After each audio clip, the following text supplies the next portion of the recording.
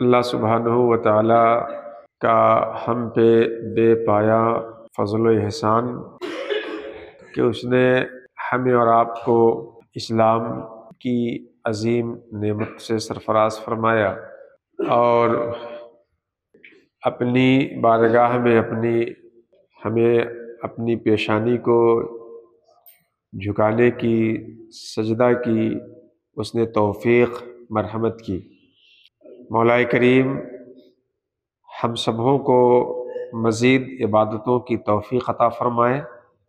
اور جو کچھ بھی ہم لوگوں سے عبادتیں ہوتی ہیں انہیں قبولیت کا شرف عطا فرمائے۔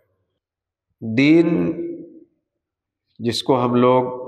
مانتے ہیں، اس میں کچھ چیزیں ہیں جنہیں اصول کہتے ہیں، بنیاد اور ضروری قرار دیا جاتا ہے، اور دین کی کچھ چیزیں ہیں جن کو ہم لوگ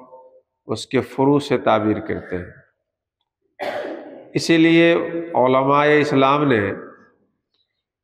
اسلام کے جو احکام ہیں ان احکام کو دو حصوں میں بانٹا ہے، ایک احکام اصلیہ اور دوسرے ہیں احکام فرعیہ۔ دین کے اصول سے تعلق رکھنے والے جو احکام ہیں وہ احکام اصلیہ کہلاتے ہیں، اور دین کے فروع سے تعلق رکھنے والے جو احکام ہیں وہ احکام فرعیہ کہلاتے ہیں۔ دین کے اصول میں اور احکام اصلیہ میں جو چیزیں ہیں وہ ہیں ایمانیات سے تعلق رکھنے والی چیز، اللہ تبارک و تعالیٰ پہ ایمان، اس کے فرشتوں پہ ایمان، اس کی کتابوں پہ ایمان، اس کے بھیجے ہوئے مبعوث کیے ہوئے انبیاء پہ ایمان، قیامت کے دن پہ ایمان، اور ہماری تقدیر یعنی ہماری زندگی کا فیصلہ اللہ تبارک و تعالیٰ کی جانب سے ہوتا ہے، اس چیز پہ ایمان۔ یہ احکام اصلیہ ہیں جو احکام ان چیزوں سے تعلق رکھتے ہیں۔ پھر اس میں ایمان کے جو یہ 6 ارکان ہیں ان میں خاص رکن ہے ایمان باللہ اور ایمان بالیوم الآخر،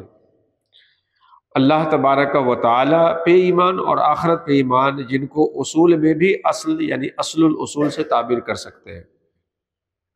اللہ سبحانہ و تعالی کی اس کی ذات، اس کی صفتوں کے ساتھ جیسا کہ وہ ہے ویسا اس کو ماننا اور اس کے تمام احکام کو قبول کرنا، اور قیامت کا دن جس دن اللہ تعالیٰ اپنے احکام پہ عمل کرنے والے بندوں کو اس کا صلہ عطا فرمائے گا، اور جو اس کے احکام کی خلاف ورزی کریں گے انہیں اس کا سزا دے گا، وہ قیامت کا دن ہے۔ اسی قیامت کے دن کے حوالے سے قرآن حکیم میں اللہ تبارک و تعالیٰ سورہ زلزال کے اندر ارشاد فرماتا ہے، یومئذ یصدر الناس اشتاتا، اس دن لوگ گروہ در گروہ اپنی قبروں سے اور اپنی برزخی زندگی سے اخروی زندگی میں اٹھیں گے، لِیُرَوْا أَعْمَالَهُمْ، تاکہ وہ اپنے اعمال کو اور اپنے اعمال کے نتیجے کو دیکھیں۔ قیامت کے دن آدمی اٹھے گا اور اپنے اعمال کو اور اپنے اعمال کے نتیجے کو وہ دیکھے گا۔ فَمَن يَعْمَلْ مِثْقَالَ ذَرَّةٍ خَيْرًا يَرَهُ وَمَن يَعْمَلْ مِثْقَالَ ذَرَّةٍ شَرًّا يَرَهُ، ذرہ برابر نیکی کرنے والا بھی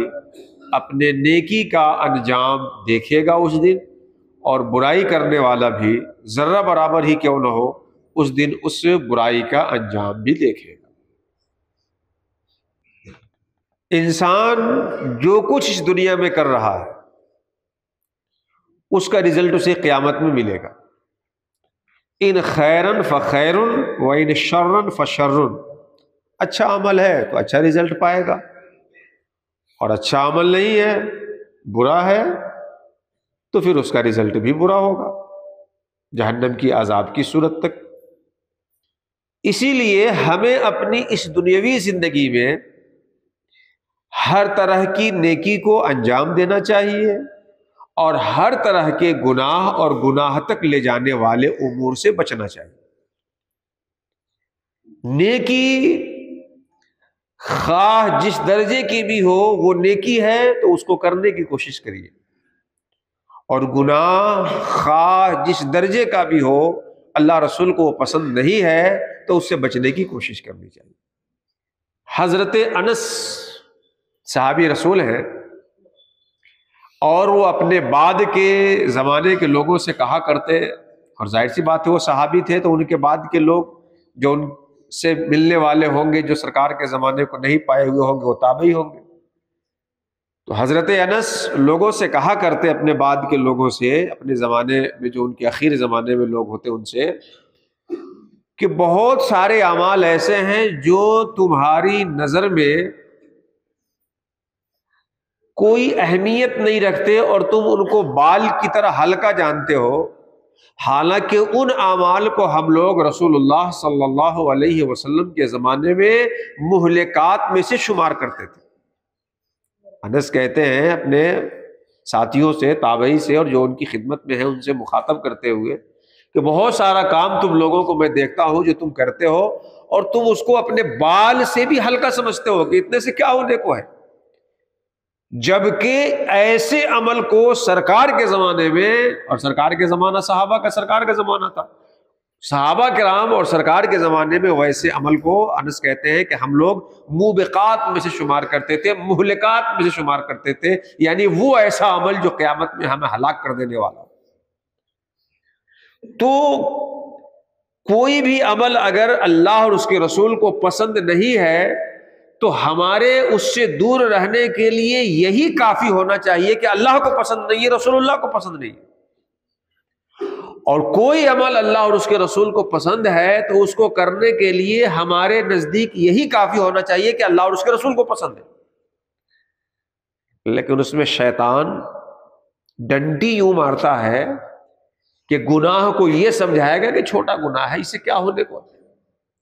نیکی آپ سے یوں چھوڑوائے گا، کہے گا کہ اتنی چھوٹی نیکیوں سے کوئی ہونے کو تھوڑے ہے، اس کو کر کے کیا کر لو۔ تو کسی بھی نیکی کو آپ اپنی زندگی میں کمتر نہ جانے، جہاں بھی نیکی کا کوئی موقع میسر آئے، کوئی ایسا عمل جو اللہ رسول کو پسند ہو اس کو کر ڈالیے، اور برائی کا کوئی بھی ایسا موقع آئے جہاں پہ آپ ہو اور کوئی ایسا عمل ہو جو اللہ رسول کو پسند نہ ہو تو آپ اس سے بچنے کی کوشش کیجیے۔ بسا اوقات ایسا ہوتا ہے کہ کوئی عمل اپنی ذات میں بہت ہی بہتر ہے، مگر اللہ تبارک و تعالیٰ آپ کے اس عمل کو قبول نہ کرے، اللہ کی رضا اس عمل کی بنیاد پر آپ کو، آپ کی طرف اللہ کی رحمت متوجہ نہ ہو، ثواب کے مستحق تو ہو ہی جائے گی۔ ایسے ہی گناہ کے معاملے میں ایسا ہوتا ہے کہ کوئی چھوٹا گناہ ہوتا ہے لیکن اللہ تعالیٰ اس پہ اگر آپ سے گرفت کر لے تو وہی آپ کے لیے جہنم میں جانے کا سبب ہو سکتا ہے۔ اس مقام پہ سب سے پہلے اہل سنت کا جو عقیدہ ہے وہ میں واضح کر دوں۔ اہل سنت و جماعت کا اس باب میں عقیدہ ہے کہ یجوز العقاب علی الصغیرہ والعفو عن الکبیرہ، کہ اگر اللہ گرفت کرنا چاہے تو بندے کے صغیرہ گناہ پہ گرفت کر کے اس کو عذاب میں مبتلا کر سکتا ہے۔ اللہ اگر معاف نہ کرے تو یجوز العقاب علی الصغیرہ، صغیرہ گناہ پہ بھی عذاب جائز ہے۔ وَيَجُوزُ الْعَفْوُ عَنِ الْكَبِيرَةِ، اور اگر اللہ مغفرت پہ آئے، بخشنے پہ آئے، فضل فرمانے پہ آئے تو کبیرہ گناہ کو بھی اللہ تبارک و تعالیٰ معاف فرما دے۔ اس سلسلے میں دو افراط اور تفرید کے نظریات ہیں جس کے بیچ ہی اہل سنت کا نظریہ ہے۔ معتزلہ کا موقف ہے کہ اگر کوئی بندہ کبیرہ کا ارتکاب کر لیتا ہے تو وہ ایمان سے نکل جاتا ہے، اور جب تک توبہ کیے بغیر مر جائے، اگر توبہ کیے بغیر مر جائے تو ہمیشہ جہنم میں رہے گا۔ اور خوارج کا نظریہ یہ ہے کہ کوئی صغیرہ کا بھی ارتکاب کر لے تو وہ کافر ہو جائے گا۔ اور اس کے بالمقابل مرجیہ کا نتیجہ یہ ہے کہ ایمان ہے اور اس کے بعد جتنے گناہ کرتے رہیے تو کوئی حرج نہیں ہونے کو ہے۔ اہل سنت و جماعت کا نتیجہ عقیدہ، ایک طرف خوارج اور معتزلہ اور دوسری طرف مرجیہ، اور اس کے بیچ اہل سنت و جماعت کا عقیدہ ہے کہ اللہ معاف کرنا چاہے تو کبیرہ بھی بخش دے گا، اور پکڑنا چاہے، گرفت کرنا چاہے تو ہماری ہلاکت کے لیے صغیرہ گناہ بھی کافی ہے۔ اسی لیے بخاری شریف کی حدیث اللہ کے رسول فرماتے ہیں من حوسب عذب، اللہ جس سے حساب لے لے گا وہ تو عذاب کا مستحق ہو جائے گا۔ حضرت عائشہ اس روایت کو سننے کے بعد سرکار سے پوچھتے یا رسول اللہ، کیا اللہ نے کچھ لوگوں کے بارے میں یہ نہیں کہا ہے کہ فسوف یحاسب حسابا یسیرا، کہ وہ کچھ لوگوں کا آسان حساب بھی لے گا؟ آپ کیسے کہہ رہے ہیں کہ جس کا بھی حساب ہوگا وہ عذاب میں مبتلا ہو جائے گا؟ تو سرکار نے فرمایا اے عائشہ، وہ حساب یسیر حساب نہیں ہے، وہ تو اعمال کو بندوں کے سامنے پیش کر دینا ہے۔ باقی اللہ جس سے مناقشہ کر لے، اعتراض کر لے، پوچھ ڈالے کہ میں نے جب منع کیا تھا تو تم نے کیا کیوں، تو پھر بندے سے کوئی جواب نہ بن پائے گا اور بندہ عذاب کا مستحق ہو جائے گا۔ تو آپ اپنی زندگی میں تمام گناہوں سے بچنے کی کوشش کریں، چاہے وہ چھوٹا گناہ ہو یا بڑا، اور آپ اپنی زندگی میں تمام نیکیوں کو انجام دیتے رہنے کی کوشش کریں، چاہے وہ آپ کی نظر میں چھوٹی نیکی لگتی ہو یا بہت عظیم نیکی لگتی ہو۔ فوائد الفوائد شریف میں حضرت سلطان جی محبوب الہی رحمۃ اللہ تعالی علیہ نے اس کی بڑی مثال دی ہے، بڑی واضح مثال دی کہ کبھی ایسا ہو سکتا ہے کہ اللہ کی رحمت آپ کی جانب کسی چھوٹی نیکی سے متوجہ ہو جائے جو بڑی نیکی سے نہیں ہو رہی تھی، اور یوں ہی ایسا بھی ہو سکتا ہے کہ اللہ تعالیٰ کا غضب کسی چھوٹے گناہ کی وجہ سے آپ کے اوپر نازل ہو جائے، اگرچہ وہ بڑے گناہ کو معاف کر رہا تھا۔ اس کی مثال میں سلطان جی کہتے ہیں کہ فرض کرو کہ بادشاہ تمہیں بلائے اور خزانے میں تالا مار دے اور 3-4 قسم کی چابی اپنے سامنے رکھ دے اور کہے کہ یہاں سے چابی اٹھا لو اور جا کے خزانہ کھول لو، اگر کھول لیتے ہو تو سارا خزانہ کا مال تمہارا ہو جائے گا، لیکن ایک بار چابی اٹھا کے جب جاؤ گے اور تالا دیکھ لو گے کہ کیسا لگا ہے، کون سی چابی ہوگی، تو آ کر ڈبل اٹھانے کی تم کو اجازت نہیں ہوگی۔ تالا نہیں دیکھا ہے کہ خزانے پہ کیسا تالا لگا ہے، اور پھر دیکھ لینے کے بعد آ کر کے چابی بدلنے کی اجازت نہیں ہوگی، تو اب وہ شخص چھوٹی چابی لے کہ بڑی چابی لے کہ بیچ والی لے کہ سب لے جائے، جبکہ سب لے جانے کی اس کو اجازت ہے۔ تو عقل مند جو ہوگا وہ نہ چھوٹی لے گا نہ بڑی لے گا، کسی کو چھوڑے گا نہیں، وہ ساری چابیوں کو لے کر کے جائے گا کہ عین ممکن ہے کہ خزانے پہ جو تالا لگا ہو وہ بڑی چابی سے کھلنے کے بجائے چھوٹی چابی سے کھلنے والا ہو، تو بڑی لے جا کر کے کیا کرے گا؟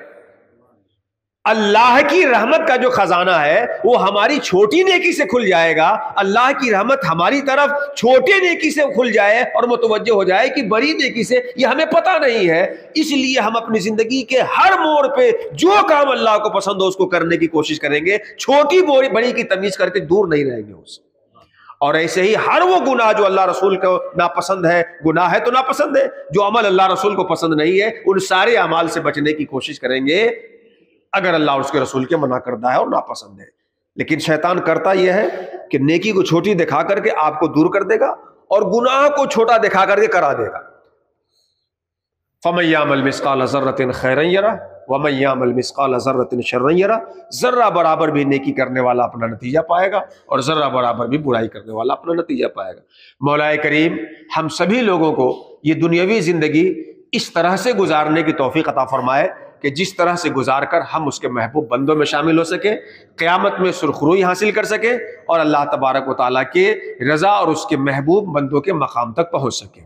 آمین یا رب العالمین۔ وما علینا الا البلاغ المبین۔ السلام علیکم ورحمۃ اللہ وبرکاتہ۔